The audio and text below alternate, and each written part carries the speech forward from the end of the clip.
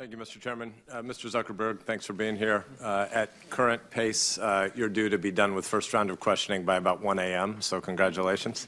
I like Chris Coons a lot, with his own family or with Dan Sullivan's family. Both are great photos. But I want to ask a similar set of questions from the other side, maybe.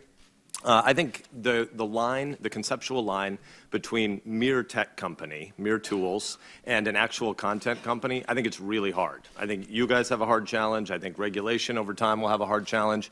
And you're a private company, so you can make policies that may be less than First Amendment full spirit embracing, in my view. But I worry about that. I worry about a world where when you go from violent groups to hate speech in a hurry, in one of your responses to one of the opening questions, you may decide, or Facebook may decide, it needs to police a whole bunch of speech that I think America might be better off not having policed by one company that has a really big and powerful platform. Can you define hate speech? Senator, I think that this is a really hard question, and I think it's one of the reasons why we struggle with it.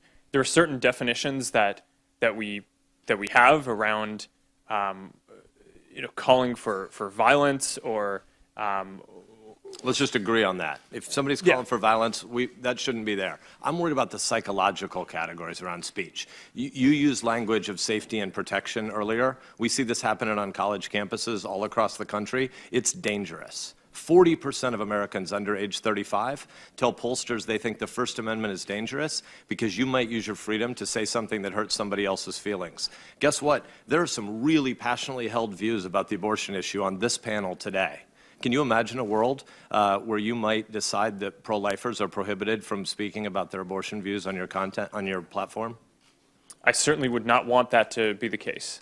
But it might really be unsettling to people who've had an abortion to have an open debate about that, wouldn't it? It might be, but I don't think that would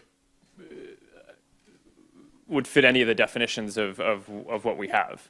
But I do generally agree with the point that you're making, which is as we're able to technologically shift towards especially having AI proactively look at content, I think that that's going to create massive questions for society about what obligations we want to require companies to fulfill. And I do think that that's a question that we need to struggle with as a country, because I know other countries are, and they're putting laws in place. And I think that America needs to figure out and create the set of principles that we want American companies to operate under. Thanks. I wouldn't want you to leave here today and think there's sort of a unified view in the Congress that you should be moving toward policing more and more and more speech. I think violence has no place on your platform. Sex traffickers and human traffickers have no place on your platform. But vigorous debates, adults need to engage in vigorous debates. I have only a little less than 2 minutes left, so I want to shift gears a little bit. But that was about adults. You're a dad. I'd like to talk a little bit about social media addiction. You started your comments today by talking about how Facebook is and was founded as an optimistic company. You and I have had conversations separate from here. I don't want to put words in your mouth, but I think as you've aged, you might be a little bit less idealistic and optimistic than you were when you started Facebook. As a dad, do you worry about social media addiction as a problem for America's teens? Well, my hope is that we can be idealistic but have a broad view of our responsibility. To your point about teens, this is certainly something that I think any parent thinks about, is how much do you want your kids using technology?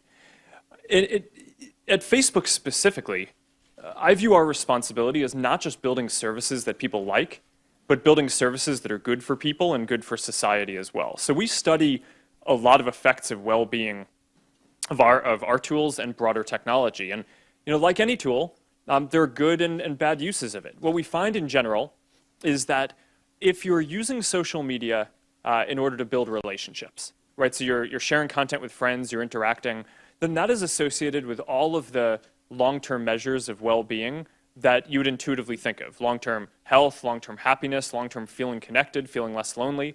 But if you're using the internet and social media primarily to just passively consume content and you're not engaging with other people, then it doesn't have those positive effects and it could be negative. We're almost at time, so I want to ask you one more. Do social media companies hire consulting firms to help them figure out how to get more dopamine feedback loops so that people don't want to leave the platform? No, Senator, that's not how we talk about this or how we set up our product teams. We want our products to be valuable to people, and if they're valuable, then people choose to use them. Are you aware of other social media companies that do hire such consultants? Not sitting here today. Thanks. We will make America great again.